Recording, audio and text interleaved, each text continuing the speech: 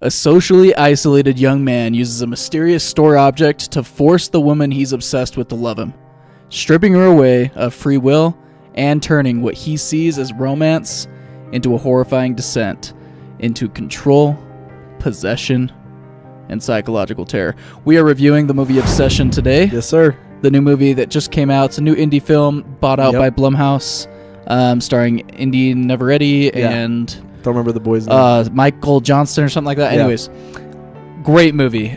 This is a really fun one to talk about. We're really excited to talk about this movie. So please throw your comments down below. Join the conversation in the comments and let us know your thoughts on the film.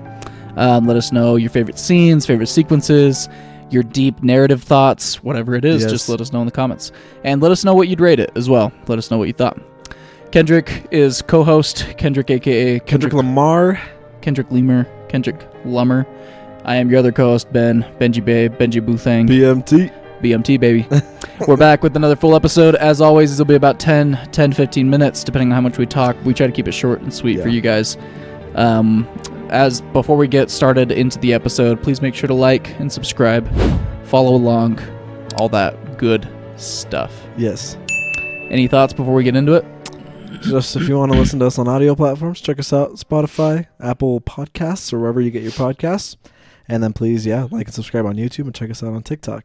Yes, we've been around for a long time. I know we're small. We used to have a bigger YouTube, but we'd really love your support. Any support helps us to continue doing what we're doing. We love doing this. We're doing it for like 6 years, so we'd love your support.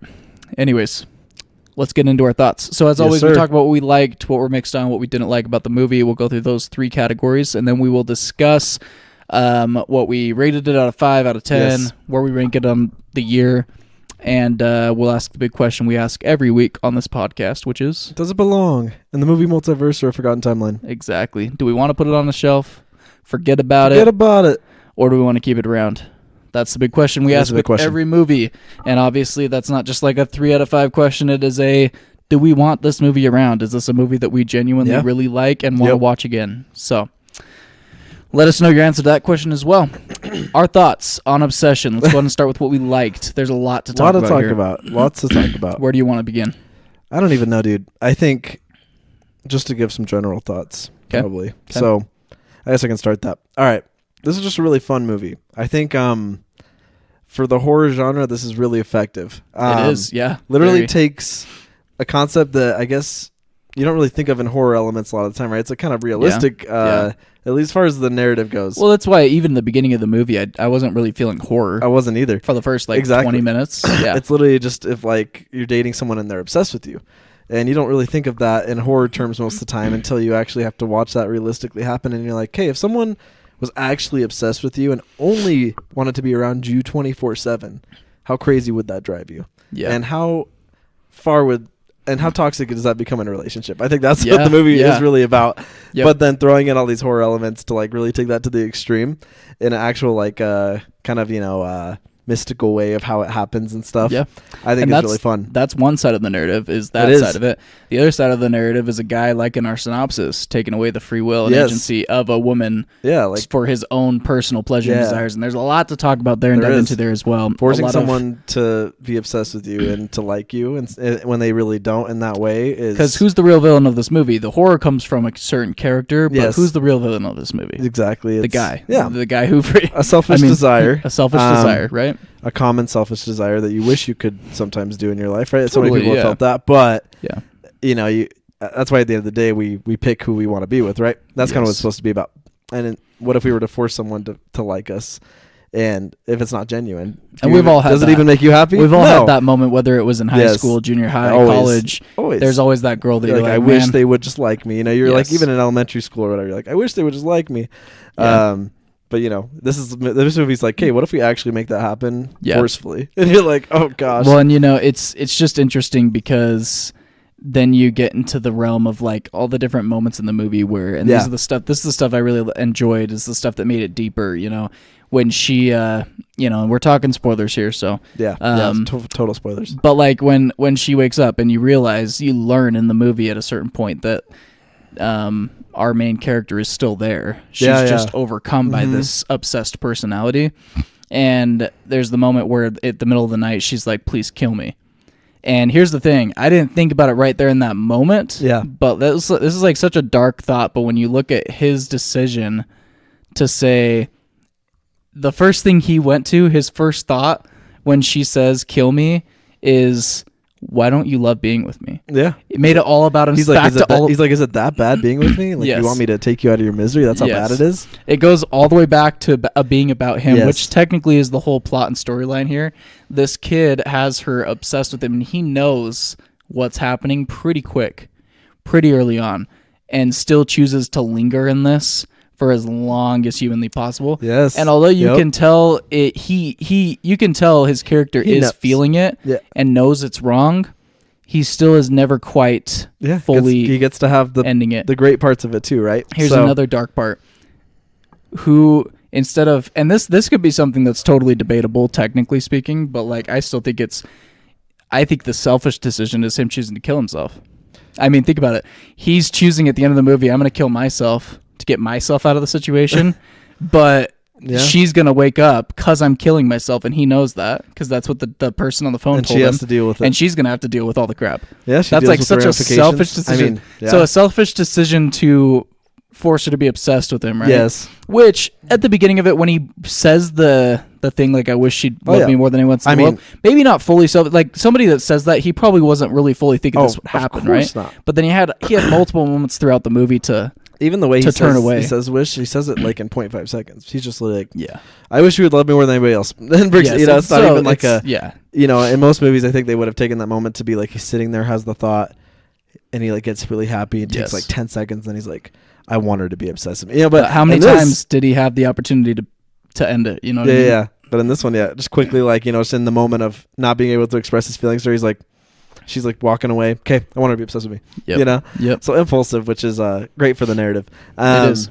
But yeah, I think on the filmmaking aspect, like the acting was really, really good. Top tier. She'll probably get an Oscar nom, I think. I think she will, just because that category. I wouldn't be mad about that at all. I mean, technically, I'm guessing she would be in the supporting actress category. I'm guessing that's where they would push her. I think so too. Even though technically speaking, she could easily go for a lead actress role. But I think that I could see the studio wanting to push for the supporting actress category only because I think that's less competitive. And we're seeing a cool trend of, I think, these horror movies where you can really let actors like kind of display a lot of good acting. Maybe it's not in the artsy way that a lot of the films that make it in Oscars do, but it's more in the way of like, oh yeah, like let's take this person to an extreme that like nobody ever has to act like and put them in it, and it's impressive, especially with women. I think with females and actresses, they're able to do crazy stuff in these movies instead of having to be artsy.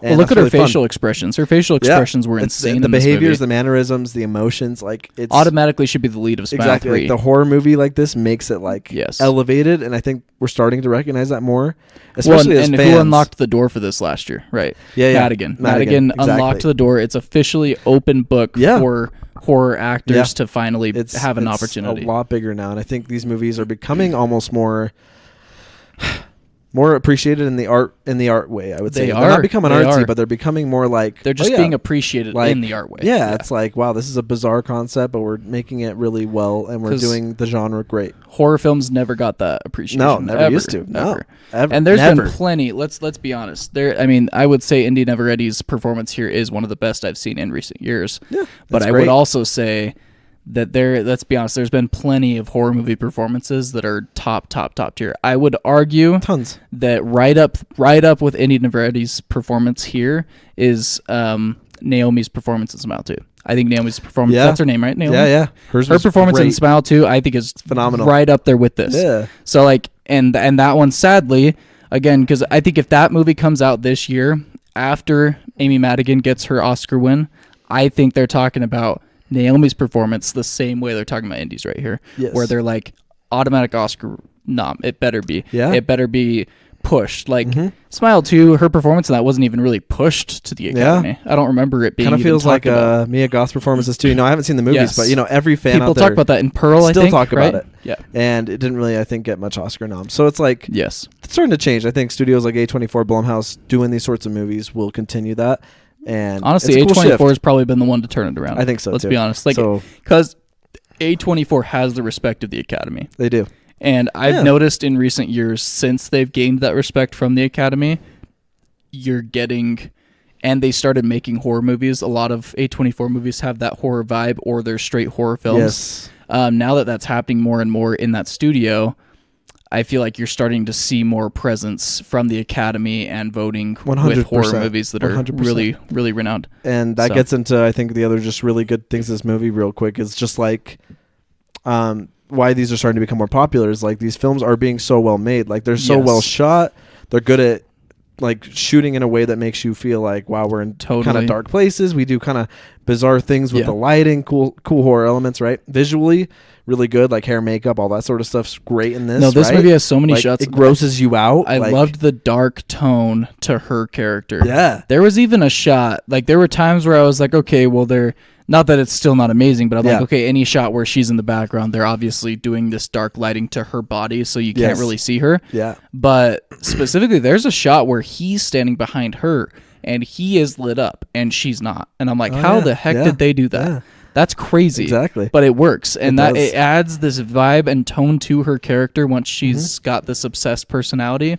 And to be honest, you could take it even deeper and say that it's because she's lost herself. Yeah, it's almost like she's non-existent, which I think is such a deep look at it. Then you have like the doorstep shot, right? Yeah. She's just black. Yeah. You have the shot where he opens the door and she's standing there and you can see her eyes glowing. It's like such a subtle thing, but so much great production. All the combos work, I think, to be such like crowd pleasers, but also impress things like the Oscars and things like that. So that's why this movie's really effective. Like I think like everybody in the audience, like, you know, was obviously like, even me, I'm just sitting there like covering my mouth. I'm like, I can't watch. So many great audience reactions. And then it's also just well made as a film, you know, great acting. I think great writing, a great story. So low budget. That's the other nice thing. It's like they don't have to put much into it. It's just did you hear its official budget? It was $760,000.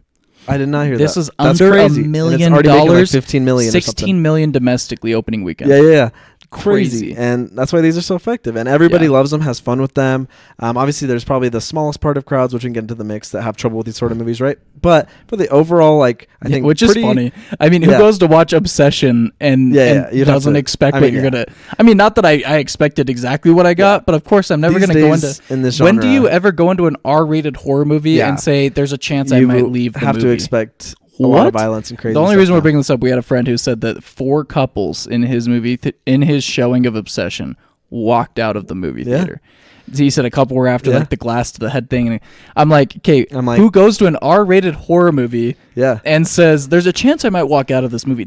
What? Like, what was the... if it was PG-13 horror, sure. Like, if it does... But, like, I've never known anybody that's willing to go to an R-rated horror movie, especially not these days, expecting that therer might there's going to be something that shocks them. It's like, what? Like, what was the other movie that the Talk to Me directors made? Remember the name of it? Oh, I can't even think of it off the top of my head. But you know, movies like that, it's like you see a trailer, you know it's rated R, and what was that one called? I can't remember. The one with the demon kid, right? Yes.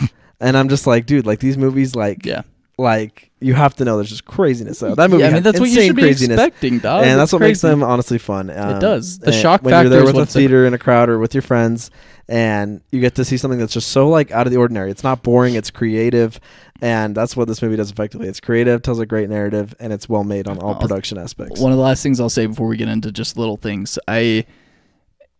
we got into the horror genre late. I mean, obviously grow up watching here and there horror movies, like the big ones, but like the niche horror films like this, we got into it a little late. And I still remember watching things like Barbarian for the first time, Longlegs, things like that. It was our first experiences with movies where we sat there and said, I remember filming both episodes of those saying, okay, this is what horror is meant to be. It's meant to be something that disturbs you. It's meant to be something that unsettles you. That's the whole point of the genre. Action movies give you a thrill. You know, romance or rom-coms or dramas they invoke, every genre is supposed to invoke an emotion out of you. Yeah. And horror is meant to invoke. Even within horror, it almost feels like we have all these different genres too, right? We get like possession, we get like demons, but they're all meant to invoke some sort of an emotion out of you, right? And so that's the art of it. That is art. To be able to, although some people, it may not be for them, the art of horror, the art form of it is to bring out an emotion out of the viewer, which is usually going to be something revolving around disturbing, unsettling, scary. And I love that this movie did basically all three of those. I was unsettled, I was disturbed, and I was scared. It was like all of them. Yeah. And I love that. Had some jump scares too. Yeah, things like that were really effective. And low-key kind of emotional. There were moments where I was genuinely kind of like, why is this so sad? I love the narrative. So, yeah, I guess mixed. Yeah, let's talk mixed. I mean, always... Nothing I didn't like, I will say. I think with always these kinds of movies, it's just if you're not a fan, then it's okay. You know, like I don't blame someone. Who you're talking like things that could be mixed for anybody. For anybody, yeah. Because like obviously we've become fans of it. Obviously we're film bros, so it's easier to appreciate the art. But some people out there are like, I don't want to see any blood. I don't want to see violence. Sure. I don't want to see horror, and that's totally so like fine. if you're not into blood, you have to just know these kinds of movies are always relationship crazy. Drama that's like really excessive. You know, these sorts of movies just do crazy, bloody, violent things. If you have wooziness or sickness with that, I get not for you. It's all good. Which I would be surprised if you were considering going to exactly. See so you just don't go see these types of movies, but I will say mixed for me. Yeah, what's mixed for you? I told you this after seeing it. There was just a couple, and these are small things for me that I felt like could have made the narrative a little deeper for me and maybe hit a little bit more. I honestly would have appreciated them. I would have appreciated there not being quite as much of a negative effect right away. The fact that the night of her becoming obsessed with him, she already has this like crazy reaction. I know that it goes with the idea, some people are playing with the idea that like it was slowly it took a second for it to overcome fully the other personality and stuff. But for me, like I think what would have made it hit more is if like because from the get-go he gets confused and scared and he knows something's off. I actually think it would have been deeper on the narrative to see our main character, our guy who has an opportunity and does still in this movie take advantage of this girl and her obsession with him that he forced on her. How great would it have been if she becomes totally obsessed with him and we get a short montage of it, but what if it's a little bit longer and we see this guy actually technically start to realize that something's off here and his wish was his command, but he still lets it go.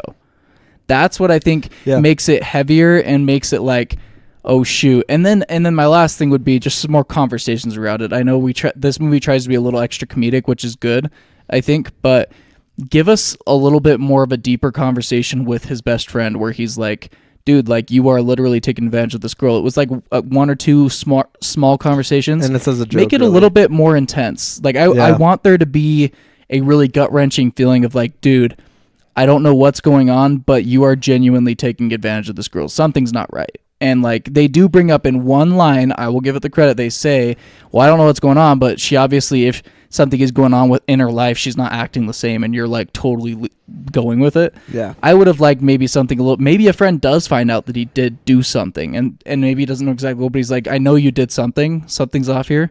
Like, I think just that kind of a conversation adds extra depth to it. That's the only thing. Again, this is mixed. It's not like a big deal. Yeah. But because they dive into also like, why is she acting so weird? And I can just tell she's being weird, and they don't really get into like, oh yeah, dude, like obviously something's not right. And are you sure it's okay that you're like, going with this? Have you thought about it? Like I kind of, I agree. It would be nice if he did like, I did the wish thing and things were starting to get weird and they're like, dude, that was wrong. You shouldn't have done that or something, would have been interesting.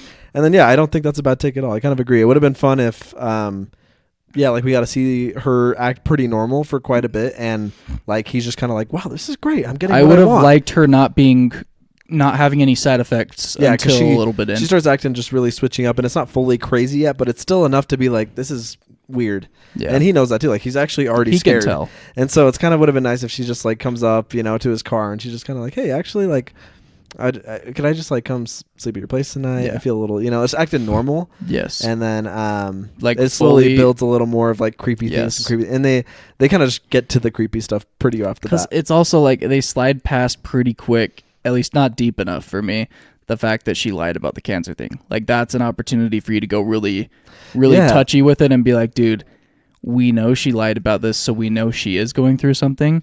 And we know our main character knows exactly what she's going through. But for these other characters, I think for them to be like, hey, bro, like, she's obviously not right.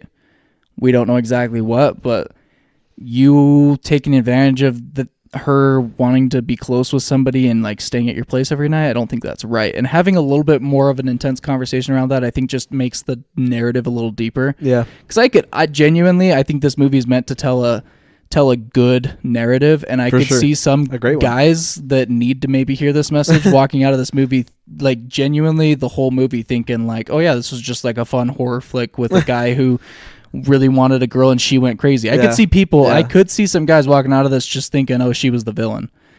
Genuinely, I think that this could go straight over some people's heads just because it doesn't quite hit deep enough. I know it doesn't need to, but I think take the opportunity to really hit somebody over the head with this. That's my thing. Yeah, I think it would have been fun to have more build up in how much fun they're having at first and how he's like, this is literally the greatest thing, and then for it all to crash, I think would have been great. Would have hit more for even his character. I think like just to see, like finding out those details of how she never really wanted to be with him. I think this happens with an indie film. I think it maybe just not full in-depth writing things, right? Because that's another one where like we don't get enough for me around the other girl. I think that we get one scene where he's sitting with her and you notice there's a bond there. He puts his head on her head. Yeah, but besides it's so fast, and so then all of a sudden you get thrown into a scene with him in the car with her. And so like as a viewer, you're not dumb. Like you can tell, okay, we're supposed to be noticing that there's a vibe between these two characters. And you get the idea behind it, but it would have been nice to have a little bit more connection built up between them as well. I think genuinely you could get somebody to cry when he opens her college letter if there was more depth built up between their characters. The whole time I was thinking she was dating his friend, and that they had a full-on thing, and I never even suspected a thing between them. Because it's just not fully written well. That's just one little thing. Yeah. But again, like imagine a horror movie like this that's just so bonkers and crazy, also making you tear up and cry. And I genuinely think that scene was right there. Like his acting is so good, and it's written well enough in that scene to be like, yeah, have him open the letter, have him cry over it. It's like that hits. And so I think having more focus. I think less focus on his friendship with his best friend and less scenes of them conversing with each other and more with him and this other girl. Yeah, I think adds just another layer. I agree. So my mixes are just things around like what could have made this movie a little deeper for me, and it's the only thing holding me back from giving it a perfect score. And I think that's valid. So those are all valid things. Anything else you want to say? I don't think so. There's our thoughts on Obsession. Our ratings out of 5 and out of 10. For me, it was a 4.5 out of 5, a 9 out of 10. I loved it thoroughly. Those mixed things were a little bit mixed more for me than him, and that's totally fine. It just held me back a teeny bit from a 5 out of 5. Fine.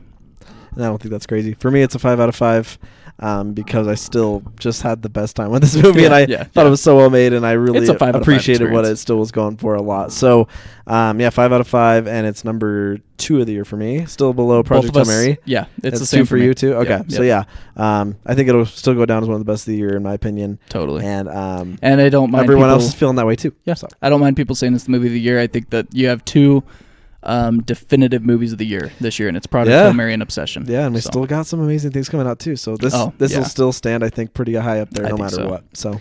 Yep, totally agree. Let us know again your thoughts. I hope you've already joined the comments. Let us know your thoughts. And does it belong in the movie multiverse? Oh yeah, the big question we ask every episode: does it belong? Yes. Yeah.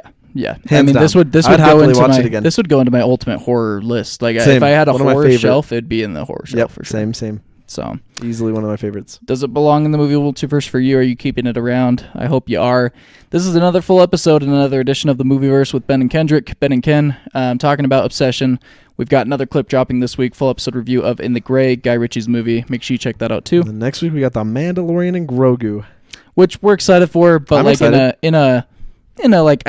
of us have there for fun. Yes, that's what a good way to put it. Neither of us have ever expected that movie to be top tier. No. But we are there for fun, and I hope that most fans will go support it because Star Wars does need the support. So in the theater. Yep, they do. And it's a great character. So have a good week.